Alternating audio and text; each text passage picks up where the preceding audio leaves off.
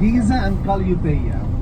So that's why the pyramids we visit tomorrow, we call them the pyramids of Giza. Pyramids of Giza.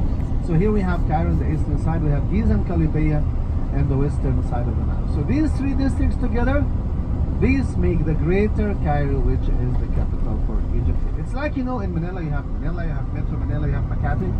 You know, these all together, they make still Manila, which is the capital. Okay, so need to see the Great Manila, which is the capital. Like we see the Great Cairo is the capital.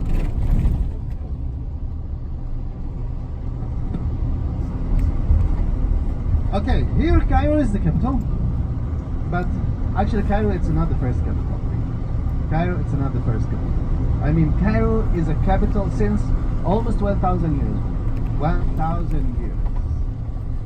But the oldest capital for Egypt is 3,200 before Christ. 3,200 before Christ. Let me tell you something about Egypt from the ancient time. Have you heard of the Pharaonics? The pharaohs? Pharaonics people from the ancient time? In the ancient time, Egypt was not one country like today. Egypt was divided into two countries. We had a country at the south, we call it Upper Egypt. And another country at the north, here we call it Lower Egypt. So, upper and lower. Why upper and lower? Because the land, the south is more higher than the land of the north here. And that's why we have the Nile is streaming from the south to the north. So the south is upper, the north is lower. We got this? There was a king for each country. King of the south, he was wearing white crown above his head. White crown above the head. King of the north, he was wearing red crown above the head. Okay?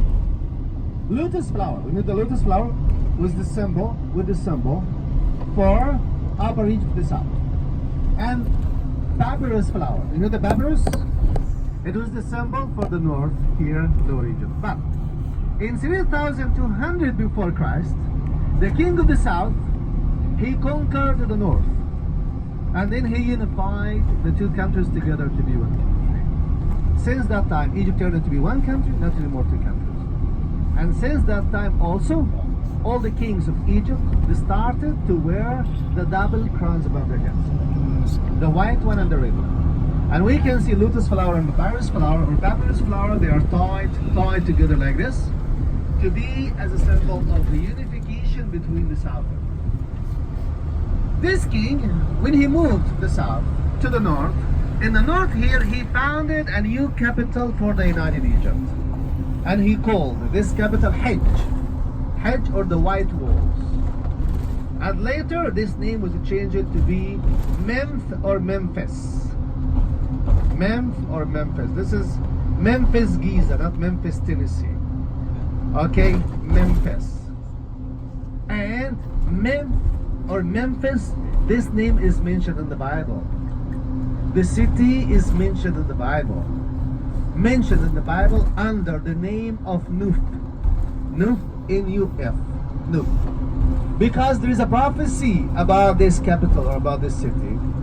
The prophecy is God is coming to destroy all the idols of Nuf, that there will not be any stone standing above another stone. This is the prophecy. This prophecy you can read about it in Ezekiel, in the book of the Ezekiel from the Old Testament. Okay? And actually that's what happened. When we discover this city, we found ruins, stones, statues, many things, but we didn't find any stone standing above another stone. Okay? So the prophecy came true. And that's what happened. So, Memphis or Nuf, this is, can you see the church, brother? The church? This is not just a church, this is a cathedral. Cathedral? This is a Coptic Orthodox cathedral. This is the seat of the patriarch. Okay. You know, here we have the majority of the Egyptians are Muslims, we have 20% are Christians. But here, the majority of the Christians here, they are Coptic Orthodox. Coptic Orthodox. Here, there is a Pope. There is a Pope for the Orthodox Church. Okay, this is different from the Pope of Rome. Okay? So here there is a patriarch of the Coptic Orthodox Church here. But also here we have so many of the Catholic churches and so many of the big Catholic churches. Okay? And actually here, this is almost the center of Cairo. We're gonna see some of the Catholic churches. They are very big and they have schools belong to them. Here, almost each Catholic school, each Catholic church, it had a school. The Catholic education here, the Catholic education, it has a very, very high reputation. All the parents, they dream.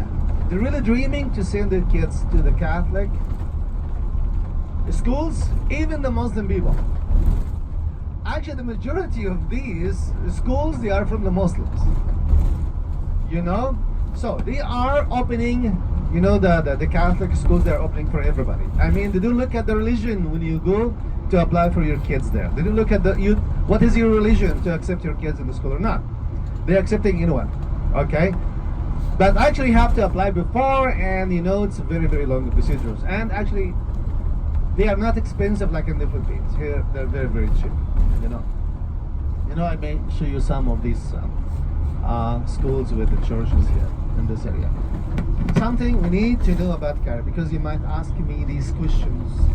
In some areas in Cairo, you see them very nice houses, clean, green, more organized. And in some other places, you see like very old, random houses that were built randomly. Cairo here is a city of contrasts. I mean, in some places you see them very good. Some other places you cannot imagine that they're still in the same city. This contrast here, this is the church. Can you see that there's a school behind there? There's a school behind it. And there's also one more here. Can you see here? This is also Catholic. Can you see the cross over the school? From the school, yeah.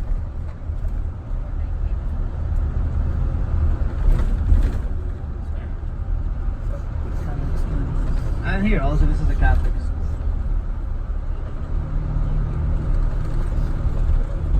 Okay, can you see this building here, the right-hand side? This is a very historical building, very historical place here. This is the second oldest railway in the whole world. Railway station, the second oldest railway station in the whole world. Egypt is the second country in the world to have the trains, to have the railway, after London. It was first London and then Egypt. We have the trains here in Egypt since 1858. 1858. So just after London we have, you know, the trains here.